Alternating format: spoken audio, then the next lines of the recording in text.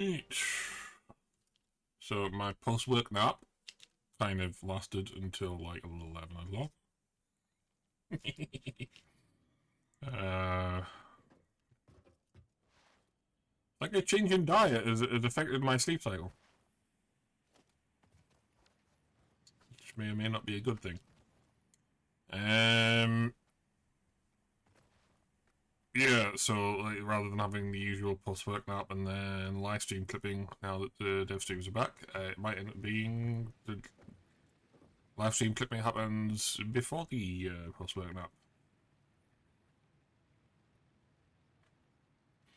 So still waiting for the VOD to be processed. It's doing the whole stripping out the embedded subtitles thing at the moment.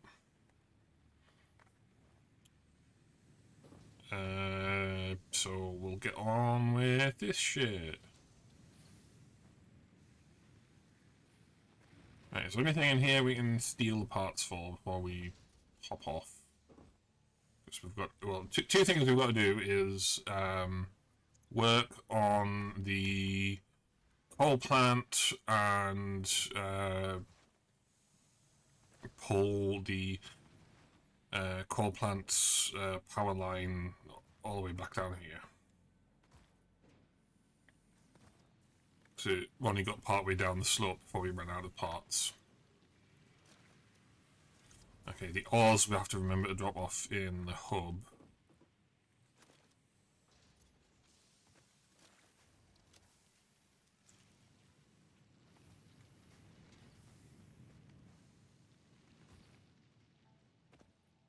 And drop the pale berry off as well.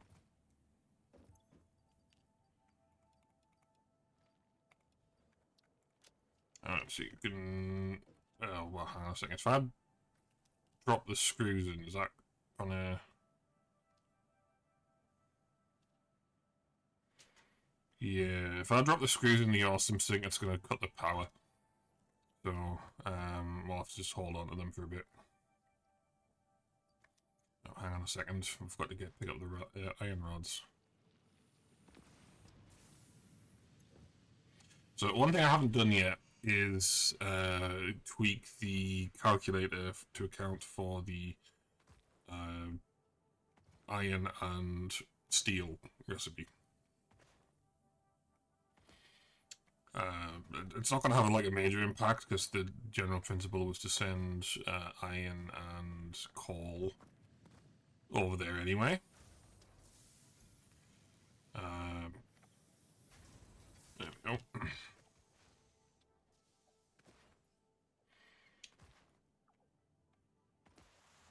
But it would have a knock-on effect on any amounts that I have to account for.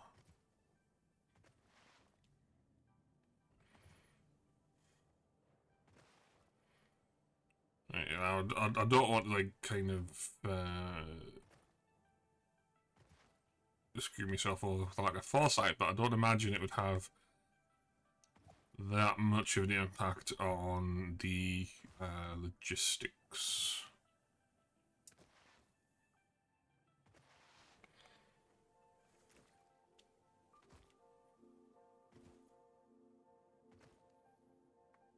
I guess that like the only difference it's going to make is the fact that it is iron ingot based, isn't it? Yeah, so it's ingot based. So rather than shifting ore over and constructing the ingots on site, and or need to like reuse them later for iron ingots, it's going to be using iron ingots right away. And it'll be shipping coal, but until I get solid steel ingot, it would be... Yay, first floating rocks of 1.0. It would be using just like default recipe until we got solid steel ingot. At which point we could actually make the steel ingots by ramping up the iron ingot supply.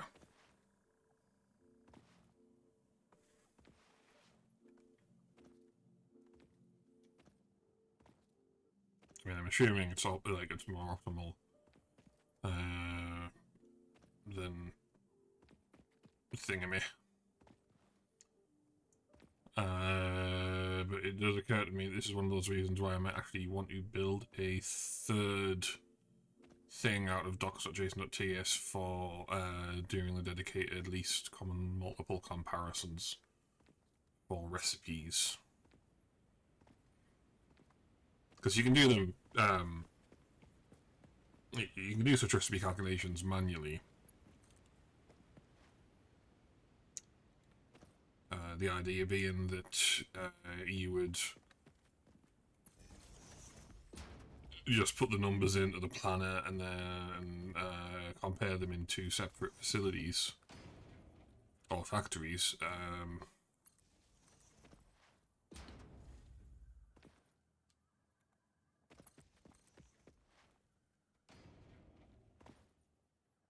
It's like having a two-panel thing for, like, saying, well, it's not necessarily two-panel, but it's basically having a multi-panel interface saying, oh, here is an item you want to produce. Here's all the recipes for it. And it finds the least common multiple, so you have, like, a nice number to compare to, as opposed to just saying, like, oh, here's how much it costs to produce, like, one item, which you can end up with, like, stupidly small or stupidly large numbers versus using the least common multiple, which, yeah, in some cases you can get a stupidly large number, but the idea is that if let's say, like, concrete like wet concrete, I don't know if it still does, but I think it's like 80 units a minute versus 15. And let's see, like, the least common multiple.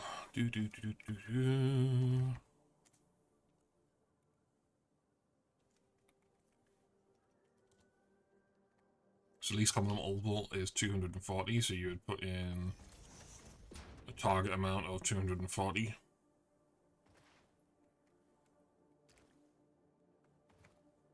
And then you get your nice math.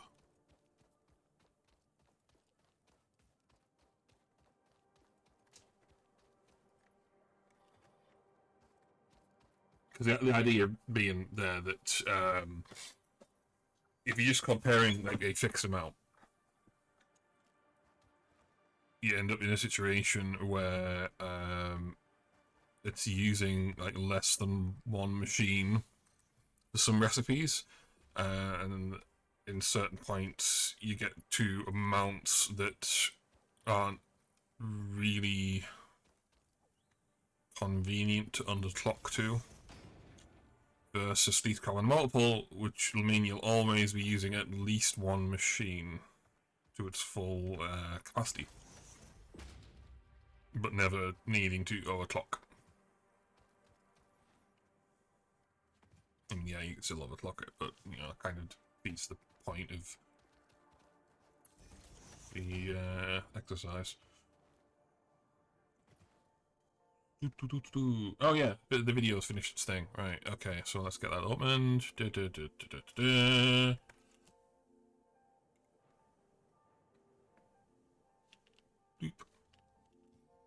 There's the window gone.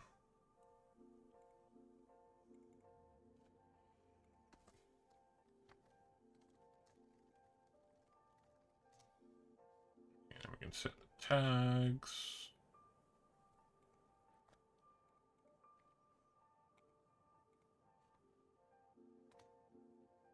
There we go.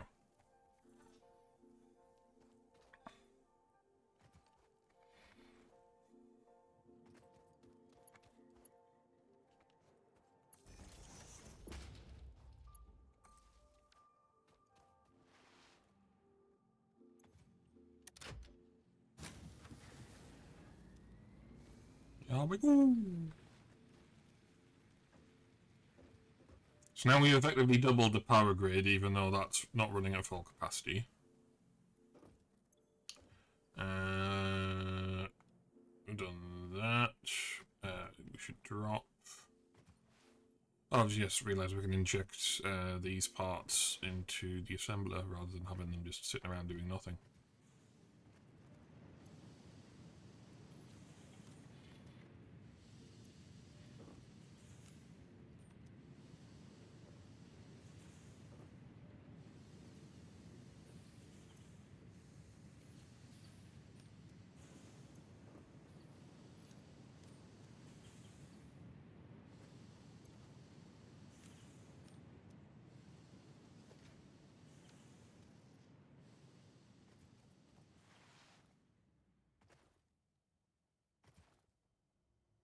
Oh, yeah, before we head off, we should have set a hard drive scanning. Yee.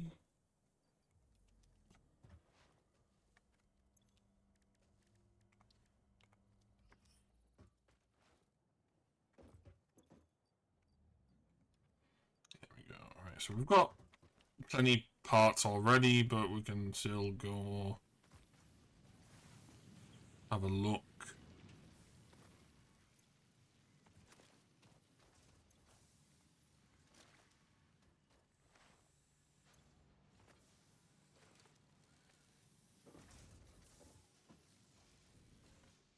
Oh.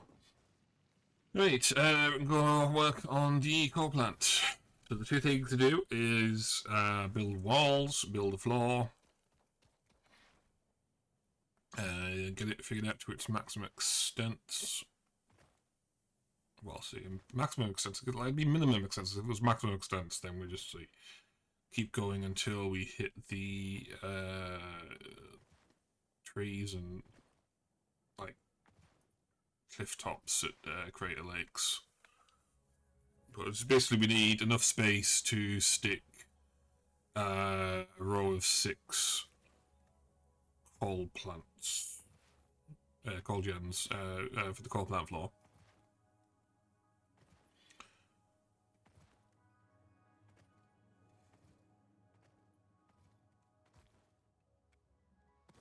Need 4 segment high walls, I think, to get the water extractors cleared, although the height of the baseline floor in this playthrough might end up only needing to be 3.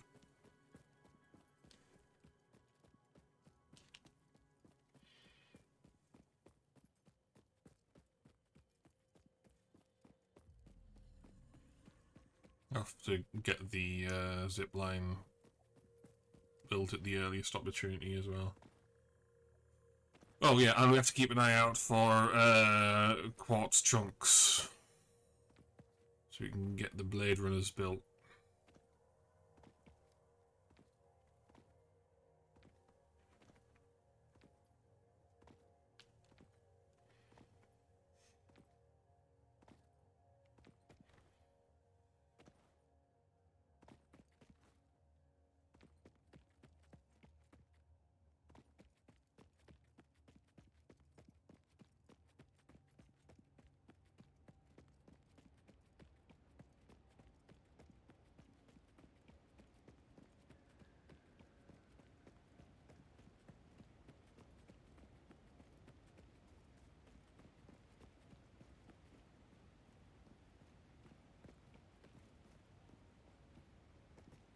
That's annoying occlusion culling.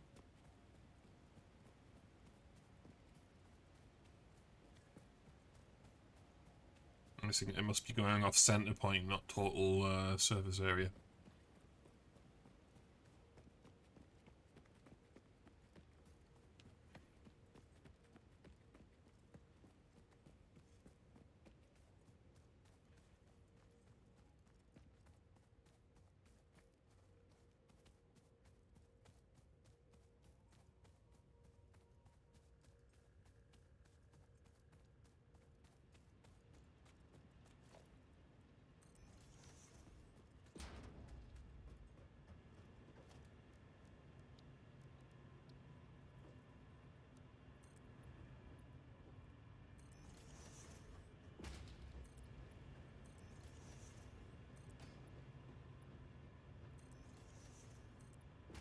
Okay, so it would fit with 3, but we want to not feel it as claustrophobic, so we'll do 4.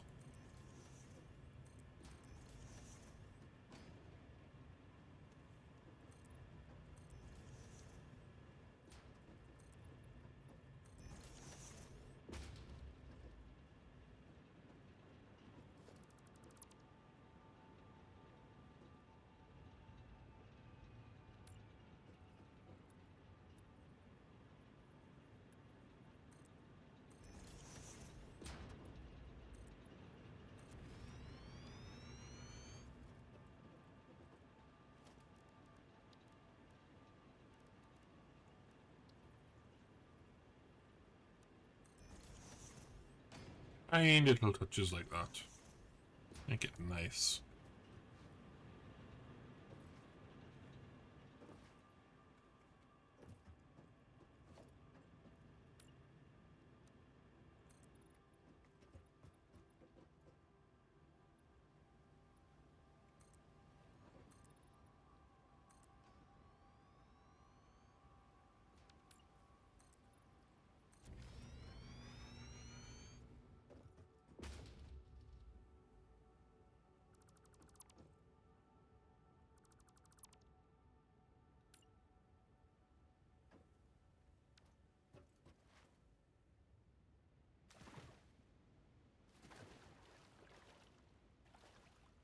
Yeah, a foundation tile could go here,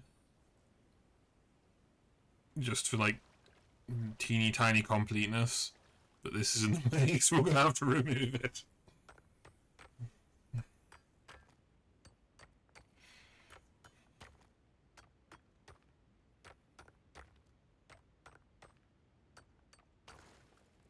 There we go.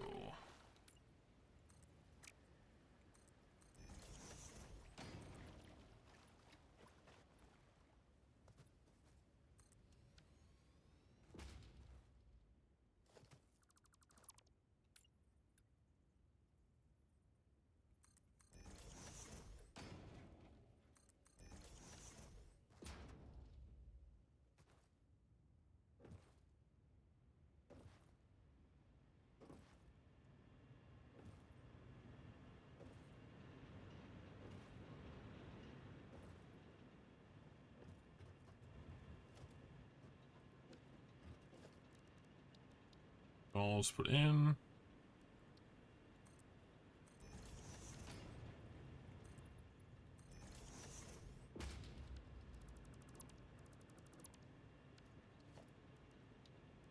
Should put them in over here.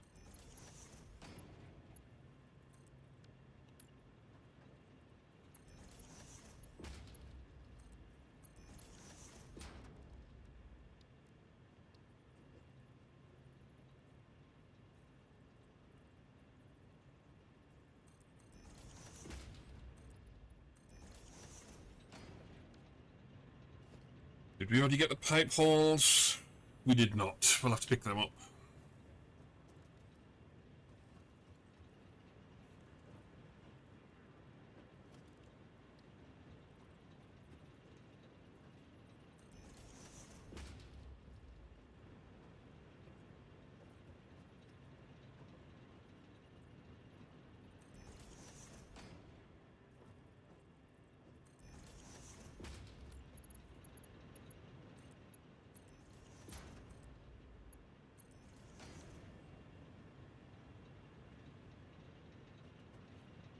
So rather than direct feeding to coal gens up there, they collectively put all the water into the pipe and take a single pump up.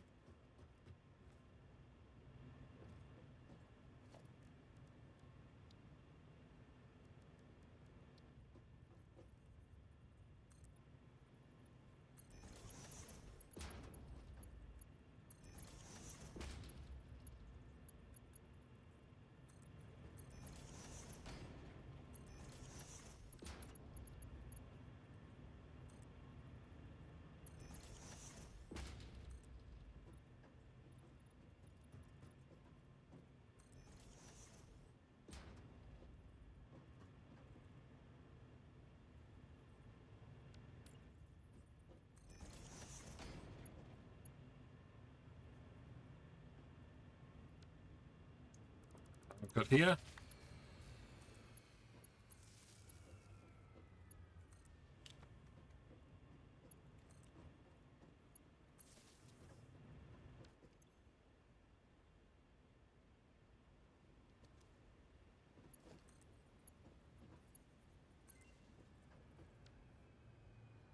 Oh, perfect timing.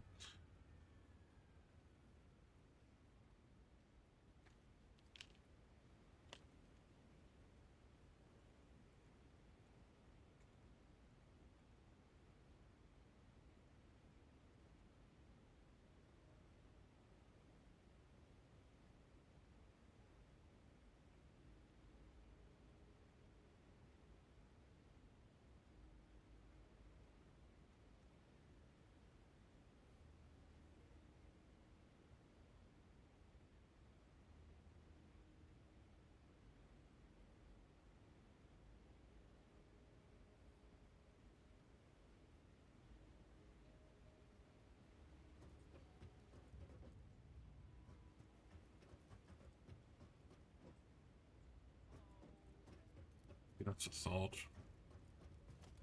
We'll put that pole back.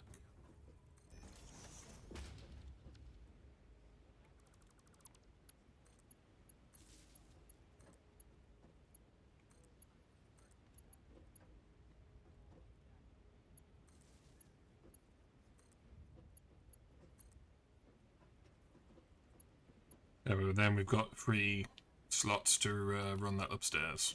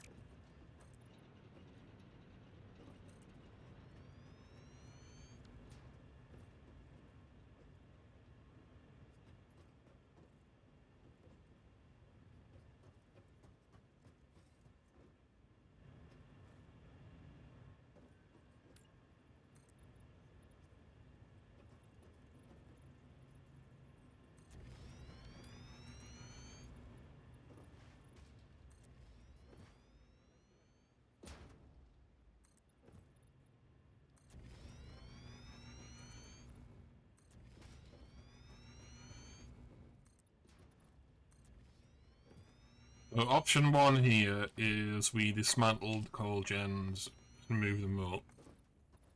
Option 2 is we leave the temporary ones there and build out a coal plant.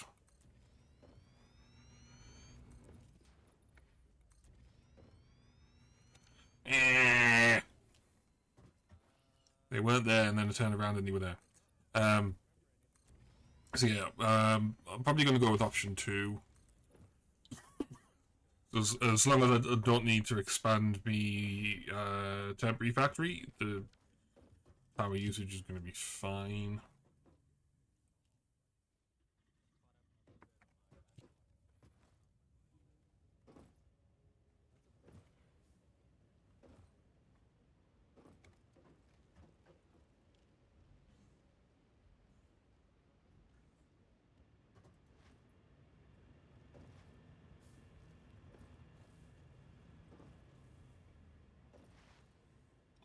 Let's see, 300 divided by 45. So yeah, that is still 6 per thing.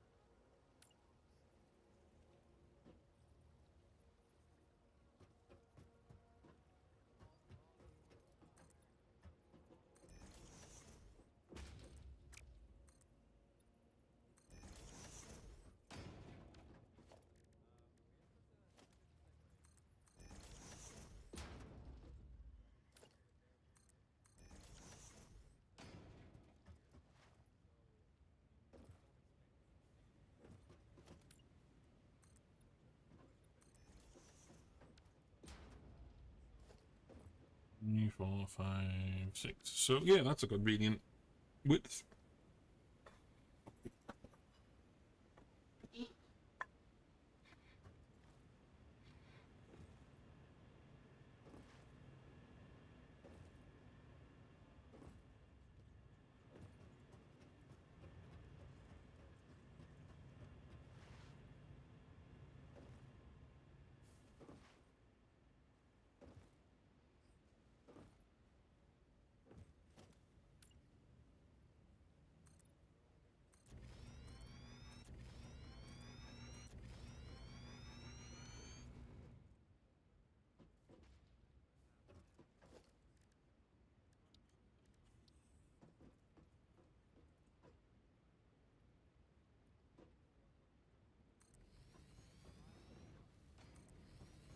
I'm just putting these down arbitrarily, but I want to see how much space I would need.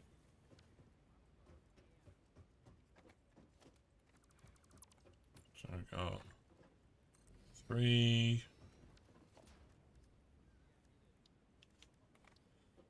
So if we pretend that the wall is there, that's like the margin around it. So we've got 3, 4, 5, 6. So yeah, there would be like plenty of space.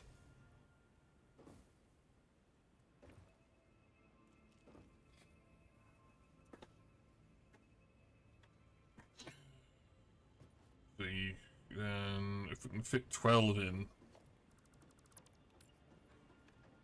that would make it Mark II useful. 7, 8.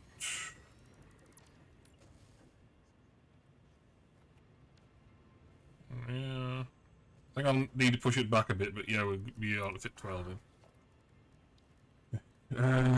Want to bring back enough parts that we can actually build 12.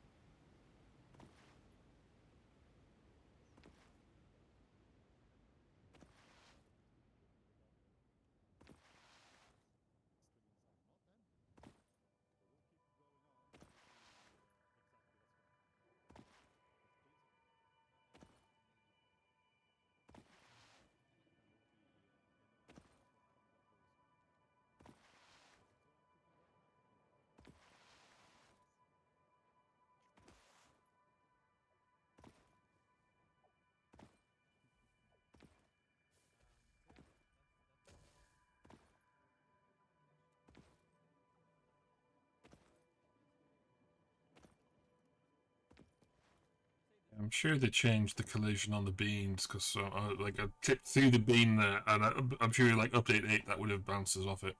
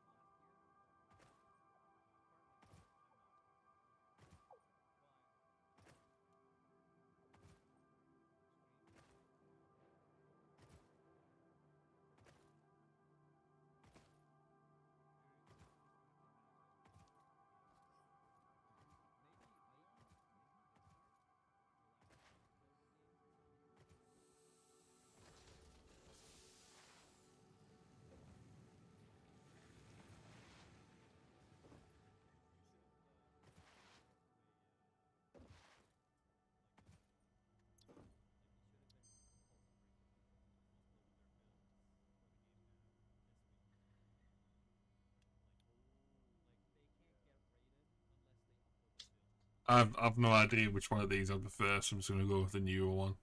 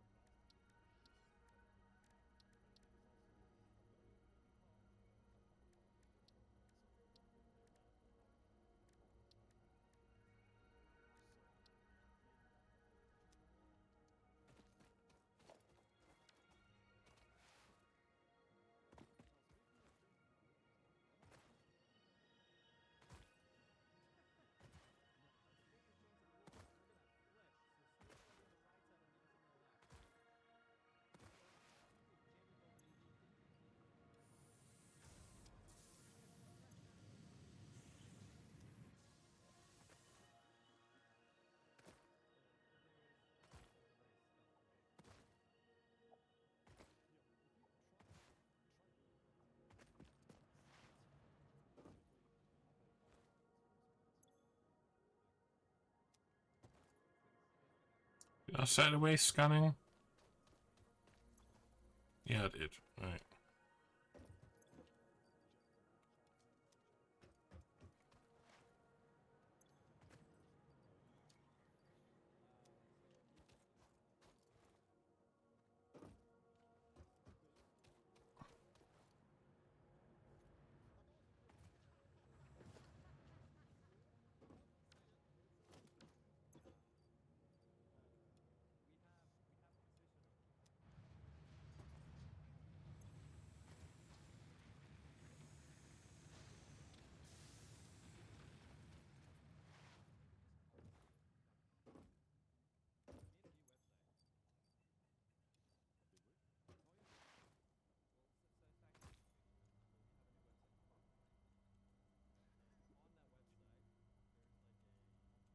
There we go.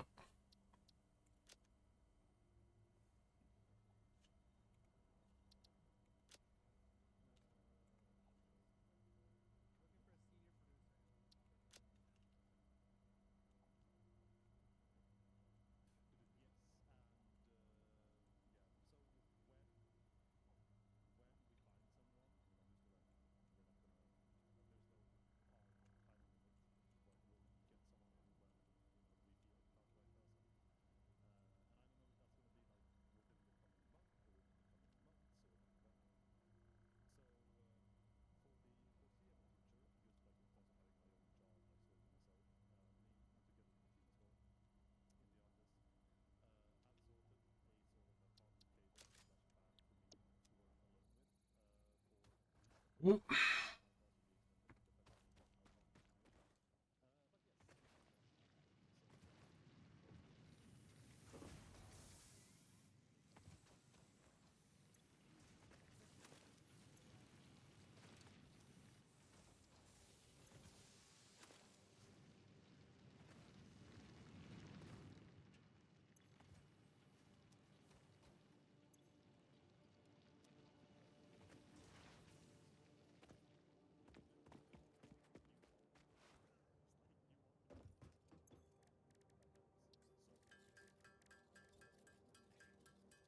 Let's get these rollers handcrafted.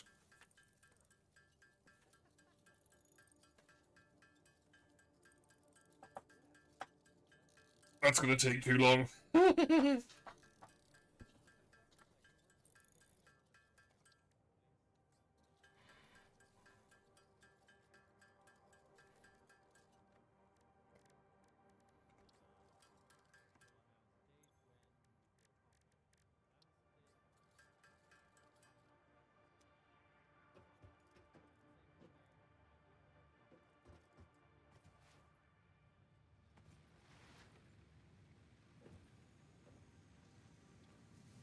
Is this actually appropriately clocked for everything?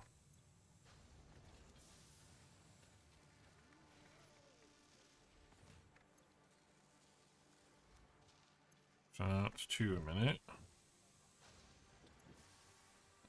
2 a minute there, but that's gonna have a shortfall on it.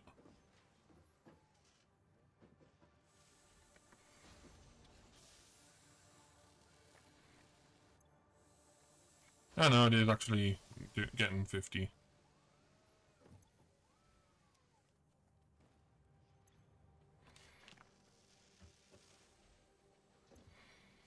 So 12 and 24.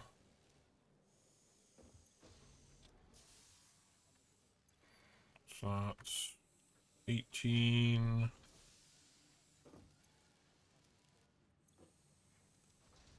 Plus 6.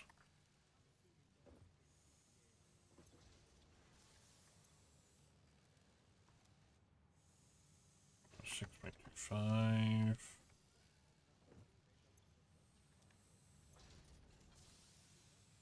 6.25.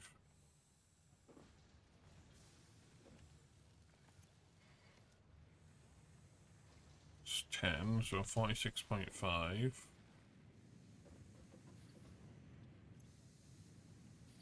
Yeah, so it's fine. It's just backs up as expected.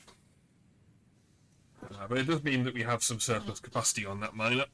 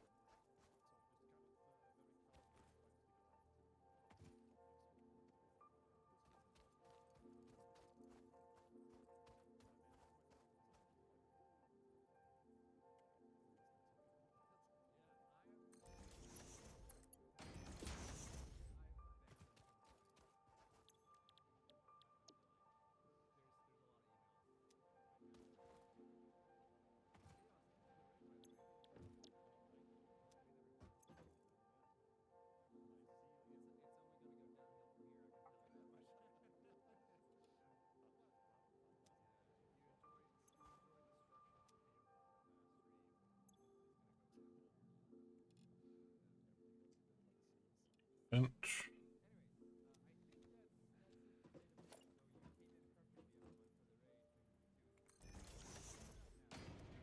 8 rods a minute.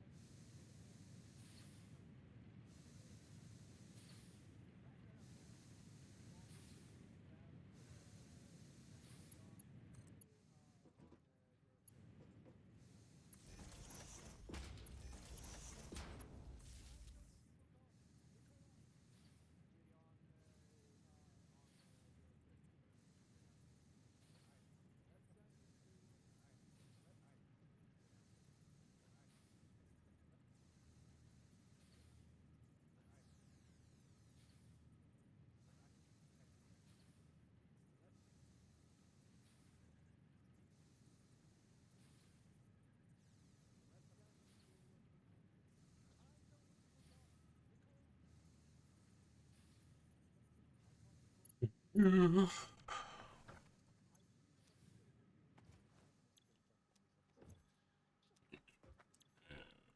rods.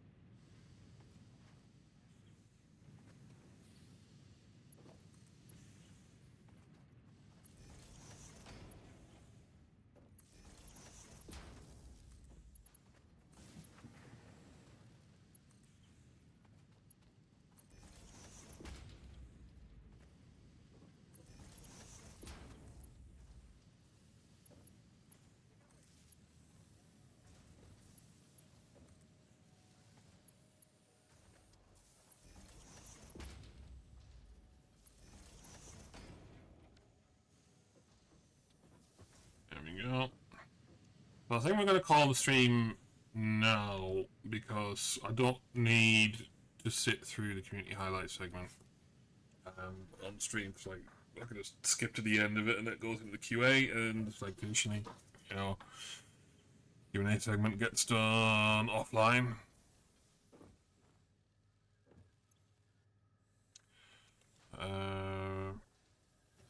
So you know, it's fun.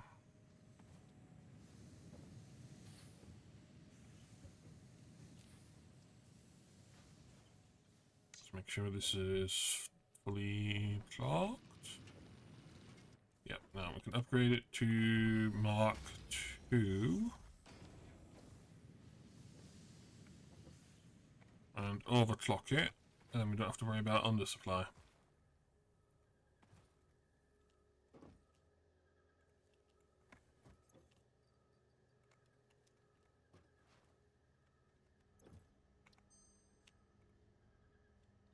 Cast screw! Yay!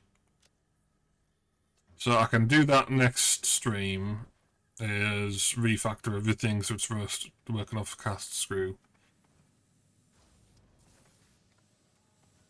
Which is pretty much just going to be delete the interstitial.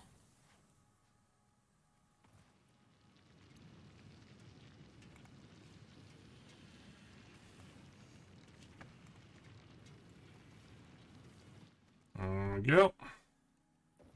We'll have some surplus capacity here, but now we don't have to worry about this undersupply. Yay. Well, yeah, we've got some units of work kind of mostly done. Placeholder for the call gen got put in place. Or started off. It's not finished yet.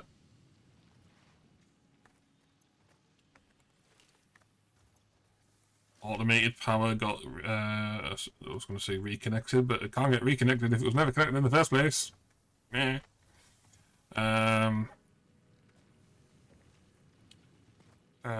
we're on the way to getting fully self-sufficient automated power done. So, yeah. So next stream, depending on how long it'll take us to get back into the swing of things with live stream clipping, will be Thursday, Friday, Saturday, depending on how I'm not going to feel. So I've got IKEA furniture to put together as well as live stream clipping. I'll keep on putting that off because I can't get it done now. It's 2 AM and I've got hammering to do. Well, malleting. It's a rubber mallet. If you still call it hammering. So anyway, that's going to be off now. Thanks for watching. Goodbye.